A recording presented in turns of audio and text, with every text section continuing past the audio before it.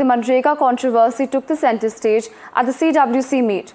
The Congress is all set to launch a campaign against the repeal of the UPA-era rural employment legislation, Manrega, on the 5th of January, with party president Mallikarjun Kharge warning that people are angry and that the Narendra Modi government will have to face the consequences for the move. While leader of opposition Rahul Gandhi said that the move is a direct attack on the state autonomy and an action on the rights of the marginalized. He alleged that the centre is trying to siphon off states' funds and asserted that the Congress in fact will fight to resist the repeal of the Manrega. While Congress President Mallikarjun Kharge also hit out at the Modi government, claiming that the changes to Manrega have left the poor helpless. Well, he's also accused the centre of backstabbing the poor and insulting Mahatma Gandhi. Well, the BJP is all set to respond to these allegations.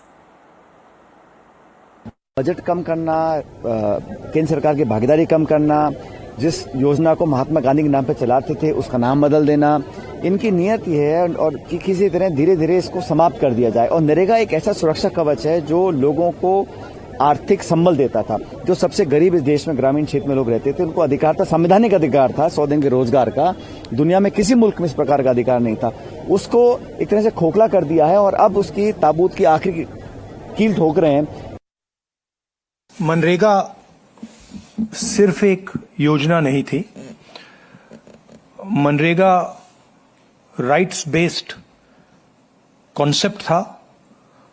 MNREGA से देश में करोड़ों लोगों को एक minimum wage मिलती थी, जिसके नीचे जब मनरेगा चालू होता था तो उसी लेवल पर उनको मिनिमम वेज मिल जाती थी। और मनरेगा जो हमारा थर्ड टियर है, पंचायती राज का जो टियर है, उसमें directly political participation, finance, support का एक साधन था।